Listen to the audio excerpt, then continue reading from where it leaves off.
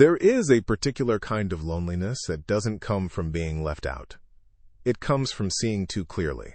Most people spend their entire lives chasing belonging. They shift their opinions based on the room they're in. They laugh at jokes they don't find funny. They stay quiet when they should speak, and speak when they know they should stay quiet. They dress for the group, eat for the image, and love in the way that gets them the most applause. And for a long time, sometimes for decades, this works. The approval flows in. The invitations come. The group holds them close. But then, something happens. It could be a single moment. A betrayal so small that they can barely name it. A conversation that ends with a strange, hollow feeling in the chest. A party they attended, surrounded by people they've known for years, where they looked around the room and felt completely, profoundly alone. Not sad, not angry, aware. Aware that something in the room was being performed, that the laughter was slightly too loud, that the warmth was slightly too efficient, that every person there, including themselves, was playing a role they had been rehearsing since childhood, and once they noticed it, they couldn't unnotice it. Carl Jung called this the beginning of a psychological crisis. Not in the clinical sense, but in the ancient Greek sense. Crisis, meaning a turning point. A moment when what once sustained you no longer can. Jung believed that most people reach this turning point somewhere in midlife, though it can arrive much earlier, or much later. It arrives when the ego, the constructed self, the mask you built for the world can no longer hold. When the gap between who you truly are and who you've been performing becomes too wide to ignore. And the first symptom of that gap is silence. Not the comfortable silence of someone at peace. The restless, aching silence of someone who has started noticing too much. Who hears the subtext beneath the words. Who watches the subtle politics of every social exchange. Who finds that small talk doesn't feel small anymore, it feels like suffocation. Like you are slowly drowning in the shallow end of the pool, while everyone around you splashes happily and wonders why you're not having fun. That silence is not depression. It is not social anxiety. It is not misanthropy. It is the first tremor of something much deeper. Something that, if you follow it honestly, if you resist the enormous pressure to return to the comfortable noise, will take you somewhere most people will never go. It will take you to yourself. Jung gave a name to the identity we construct for the world. He called it the persona, borrowed from the Latin word for the masks worn by actors in ancient theater. The persona is not entirely false. It is not a lie. It is a necessary interface between your inner world and the demands of social life. You need it to function. You need to know how to act in a job interview, how to hold yourself at a funeral, how to be appropriate in a room full of strangers. The persona smooths the rough edges of the psyche and makes coexistence possible. But here is where things go wrong. For most people, the persona doesn't stay where it belongs. It doesn't remain a tool you pick up and put down. Slowly, gradually, through thousands of tiny social negotiations beginning in childhood, it fuses to the skin. It becomes the answer to the question, who am I? And by the time most people are adults, they have forgotten that the mask and the face are two different things. Think about how this begins. A child is born with a full emotional range. She cries when she is sad. She screams when she is angry. She laughs until she can't breathe. She tells the truth with a directness that adults find alternately charming and alarming. And then the training begins. Not maliciously, not consciously. Just through the ordinary mechanisms of social approval. Don't be so sensitive. Stop being so dramatic, be nice. Stop showing off. Smile. Settle down. What will people think? Every one of those corrections is a deposit into the shadow. Jung's term for the psychological container, where everything that can't be socially acceptable gets stored. The aggression goes into the shadow. The ambition goes in. The grief goes in. The hunger for something more goes in. The parts of the personality that feel too big, too strange, too raw, too honest, they all get folded down and locked away. Because belonging felt more important than being whole. And this trade feels reasonable for a very long time. Until it doesn't. Until something breaks the illusion, and you realize, with a clarity that hits like cold water, that the people you've been performing for have been performing just as hard for you. That your relationships have not been exchanges between two real people. They've been exchanges between two masks. That the intimacy you thought you had was conditional on both of you maintaining the act. And the moment one of you slips, the moment one of you says something too true, feels something too visibly, or simply stops pretending, for one unguarded second, the whole arrangement trembles. This is the moment the withdrawal begins. Not with a declaration, not with confrontation, with a quiet, internal pulling back, a growing reluctance to explain yourself to people who weren't actually listening, a diminishing appetite for the social rituals that once felt natural, a creeping sense that the energy required to maintain the performance isn't worth what it buys. From the outside, it looks like you're pulling away from people. From the inside, it feels like you're finally pulling toward yourself. Here is something Jung understood, that most of us resist for as long as we possibly can. The qualities you are most certain you don't possess are the qualities you are most urgently being asked to face. The things that make you furious in other people are almost always the things you refuse to see in yourself. The colleague whose arrogance drives you to distraction. The friend whose neediness exhausts you.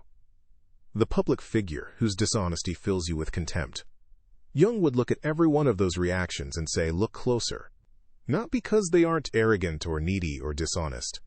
They may be all of those things, but the charge, the particular heat of your reaction, the way it lingers, the way it activates something primal in you, that belongs to you. That is your shadow knocking. The shadow is not evil. That is perhaps the most important thing to understand about it. The shadow is exile potential. It is the anger that could have been healthy assertiveness, buried because assertiveness wasn't safe in your household growing up. It is the ambition that could have driven something meaningful, suppressed, because standing out felt dangerous. It is the grief that needed expression, packed away because falling apart wasn't permitted. It is the raw, unedited self that existed before the world had its way with you. And the shadow does not disappear because we bury it. Jung's whole career was a documentation of what happens when we don't. The buried shadow doesn't vanish, it emigrates. It shows up in our relationships as irrational jealousy, as sudden eruptions of rage that seem disproportionate to what triggered them, as the unconscious sabotage of things we claim to want. It shows up in the groups we belong to, as the collective shadow is projected outward onto enemies, onto outsiders, onto anyone different enough to serve as a screen. History is, in many ways, a chronicle of what happens when the collective shadow goes unexamined. But individuation, Jung's word for the process of becoming psychologically whole, begins when a person stops outsourcing their shadow, when they start looking at what's inside them with the same unflinching honesty they've been applying to everyone else. When they stop asking what is wrong with the world and start asking what is wrong with me, not in a self-flagellating way, but in a genuinely curious one. This is brutal work. It requires sitting with things about yourself that are uncomfortable, recognizing the ways you manipulate, the ways you perform, the ways you have used people for validation, for comfort, for a sense of identity, the ways you have been less than honest, less than kind, less than the person you present yourself as, not to condemn yourself, to integrate, to bring those buried parts back into the light and give them their proper place in the full architecture of who you are. And here is the paradox. The moment you begin to own your shadow, you stop projecting it onto others. And when you stop projecting it onto others, something startling happens. People become far less threatening and far less interesting as objects of your judgment. You start seeing them clearly, not as heroes or villains, not as saviors or persecutors, but as human beings doing what human beings do, protecting themselves, seeking connection, managing their fear, navigating their own buried shadows as best they know how. The contempt softens, the idealization drops. What remains is something quieter, a clear-eyed, patient compassion that has no need to be performed. That is the gift of shadow work. But it comes at a social cost. Because when you stop participating in projection, you step outside the invisible economy of most social groups. And the invisible economy does not quietly let you go. The withdrawal happens slowly. It rarely announces itself. One day you notice you've been declining more invitations than you've been accepting. Not because you're depressed. Because the events you're declining feel like they would require you to perform a version of yourself you're no longer willing to perform. Because the conversations you'd have there would circle around the same surface topics that once felt comfortable and now feel like a kind of slow suffocation. One day you realize you've stopped over-explaining yourself. That when someone misunderstands you, you let the misunderstanding stand instead of rushing to correct it. Because you've started to sense, quietly but clearly, that some people's understanding of you was never meant to be accurate. That they need you to be a particular thing. And any information that challenges that need will simply be filtered out. So you stop offering ammunition for a battle you can't win, and didn't ask to fight. One day you find that your tolerance for dishonesty, even the small social kind, the comfortable lies that make interaction smooth, has evaporated. Not in a righteous way. Not in a way that makes you want to call people out publicly, or lecture anyone. Just in a way that makes participating in it feel physically tiring. Like your body is rejecting it. These are not signs of damage, they are signs of discernment. But the world will not see them that way. The world, or at least the social world most of us inhabit, has a very specific set of responses for people who begin operating outside the normal range of social transaction. First comes the attempt to pull you back in. Humor, nicknames, invitations. The gentle social pressure of, come on, don't be like that. This is not malicious, it is instinctive. Social groups regulate themselves. They maintain homeostasis. And a member who begins behaving unpredictably, who stops performing their expected role, who no longer responds to the normal levers of approval and disapproval, is experienced as a disturbance, not consciously. But the discomfort is real. When the pulling back doesn't work, the interpretation shifts. Distant, cold, arrogant, thinks they're better than everyone else. These are the labels. And here is what makes them so effective. They have just enough surface resemblance to something real that they're difficult to reject outright. There are people who are distant because they are genuinely contemptuous. There are people who are quiet because they genuinely believe they're above the conversation. So when the label lands on you, when someone accuses you of the very things you know you aren't, the doubt creeps in. Am I becoming cold? Have I lost my empathy? Is this psychological growth, or is this just loneliness dressed up in philosophical language? Jung anticipated this doubt.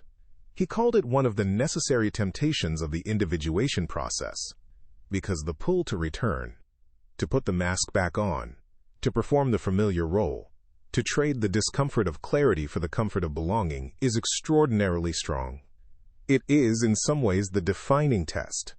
The people who turn back at this point are not weak. They are human. The need for belonging is not a character flaw. It is one of the deepest needs in our nature. And there is nothing wrong with choosing it. But there is a cost. The cost is the slow erosion of the parts of yourself that were just beginning to surface. The reburying of the shadow. The refusing of the mask. And the strange specific grief that comes from knowing you could see something clearly. Something real. Something true about your own nature. And chose to look away. Some people live their entire lives with that grief. They can't name it. It shows up as a vague dissatisfaction. A persistent sense that something is missing. A recurring dream of a road not taken. They are comfortable. They belong. And they are haunted. The ones who don't turn back, who keep walking into the quiet, find something different waiting for them. The popular story about solitude is that it is the absence of something. The absence of people. The absence of connection. The absence of belonging. Jung told a different story. He spent the years following his break with Sigmund Freud in a period of intense, voluntary isolation that he later described as the most important and most terrifying of his life. He called it his confrontation with the unconscious. He built a stone tower with his own hands in Bollingen, on the shores of Lake Zurich, A retreat with no running water, no electricity, no distraction. He went there regularly for decades, not to escape, to listen. What he found in that silence was not emptiness. It was density. The inner life, he discovered, is not a quiet place. It is a crowded one, populated with figures, with voices, with images, and impulses, and memories, and dreams. The reason most people experience solitude as unbearable is not because silence is empty. It is because when the external noise stops, the internal noise becomes audible, and what comes through is not always pleasant. The unfinished grief arrives, the old wounds press forward.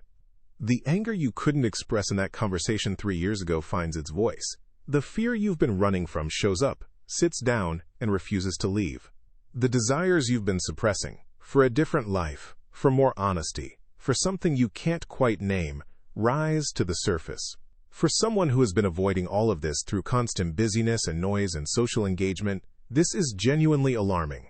But for someone who has been through enough to understand that the inner material is not a threat, that it is in fact the substance of their own unlived life, asking to be acknowledged, solitude becomes something else entirely. It becomes the most productive space they know. This is the shift that changes everything.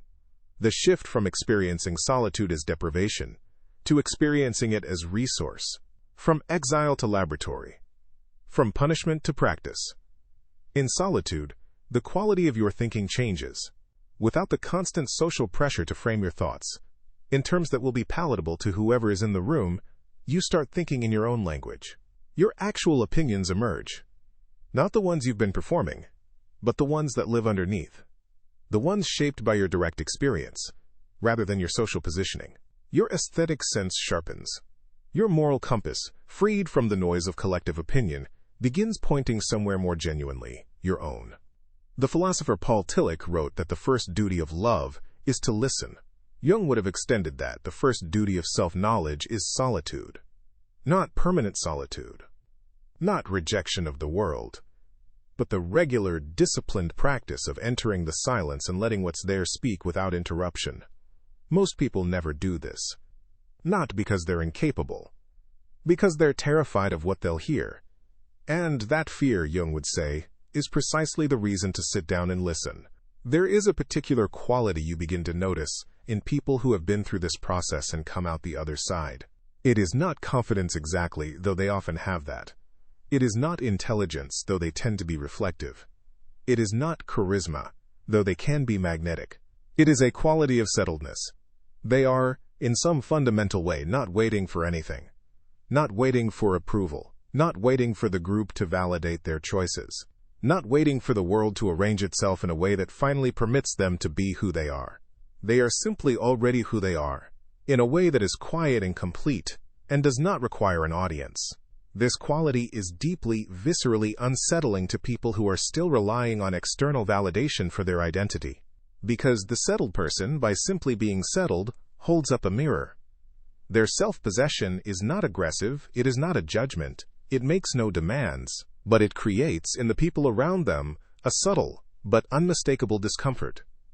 The discomfort of proximity to something real when you've been living inside a performance. Some people respond to this with fascination, with a gravitational pull toward the person who has somehow found a way to stop negotiating with the room. This is the origin of what we call natural authority. Not the authority of position or power, but the authority of someone who no longer needs to convince you of anything. Others respond with hostility. The hostility is almost always disguised as criticism. They're arrogant. They're aloof. They think they're above it all. They don't know how to connect. What the criticism is really expressing, if you trace it back to its root, is something closer to. Their existence makes me aware of how much of my own existence is performance. And I find that unbearable. This is why the most genuinely individuated people in history, the philosophers, the mystics, the artists who were genuinely ahead of their time, were so frequently misunderstood, marginalized, dismissed. Not because they were wrong, because they were real, in a way that exposed everyone else's unreality. And humanity, collectively, has never been gracious about being exposed. But here is what the psychological literature and Jung's own testimony makes clear. The settled person does not ultimately experience this hostility as the tragedy it might appear to be from the outside, because they have by this point fundamentally changed what they need.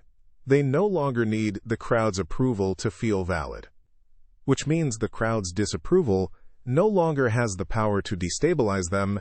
They experience it, they register it. They are not impervious to pain, but they have what the Stoics called equanimity, not the false equanimity of suppression, but the genuine equanimity of someone who has looked at their own depths honestly enough that nothing coming from the outside seems quite as threatening as what they've already survived on the inside.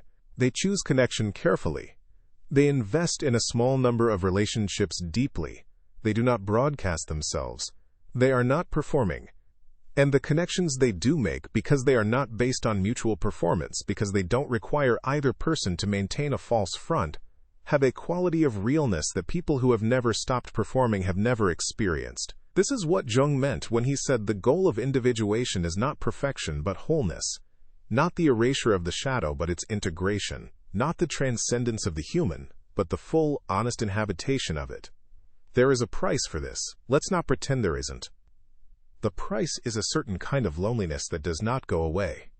It changes in quality. From the sharp, aching loneliness of someone who has lost something, to the quieter, more tolerable loneliness of someone who knows exactly what they are, and accepts that not everyone will understand it or want it, but it doesn't disappear entirely. The price is the loss of easy belonging, the loss of the comfort that comes from being seamlessly absorbed into a group, from never having to hold a position against social pressure, from never being the person in the room who sees something that no one else wants to see. The person who has gone through individuation can never fully go back to not seeing. The perception, once sharpened, stays sharp. The price is also a kind of responsibility that sits heavily on certain days. The responsibility of acting from your own values rather than from the group's expectations. Of making decisions you cannot justify by saying, well, everyone else was doing it. Of living with the full weight of your own choices. But the gift. The gift is that you become someone you can respect. Not in a self-congratulatory way. Not in a way that requires anyone else's acknowledgement, but in the quiet, private, incontrovertible way of someone who has looked at themselves with open eyes and chosen deliberately and repeatedly not to look away. The gift is freedom of a particular and rare kind. Not the freedom from discomfort, you will still be uncomfortable. Not the freedom from loss, you will still grieve. But the freedom from the particular tyranny of a life, organized around other people's approval, the freedom to think your own thoughts, to feel your own feelings, to speak from your own center, rather than from the social role you were handed. The gift is that when you are with yourself, in the silence, in the solitude that once felt like exile, you are in good company. If you've been watching this, and something in it landed, not with comfort, but with the particular discomfort of recognition, then I want to say something directly to you. What you're experiencing is not a malfunction. The withdrawal you feel from social performance is not depression. It is discernment. The silence you keep returning to is not isolation. It is orientation. The growing sense that your life as you've been living it doesn't quite fit anymore. That the role you've been playing doesn't quite match the person you're becoming is not a crisis. It is a beginning. Jung spent his entire career arguing that the psyche moves toward wholeness, the same way a plant moves toward light. Not because it was instructed to, but because it was built to. The movement is built into the architecture. The crisis that feels like dissolution is actually the old structures making room for something larger. The loneliness that feels like abandonment is actually the self, gathering itself. This does not mean the path is easy. It is not. It means the path leads somewhere. And the somewhere it leads, through the shadow, through the silence, through the long, difficult work of becoming genuinely and fully yourself, is the only place worth going. Not because it will make you happy, though it often does. Not because it will make you successful, though it sometimes does. But because at the end of a life, the question that matters, the one you will not be able to avoid in your quietest moments, is not, was I approved of? It is not, did I belong? It is not even, was I loved?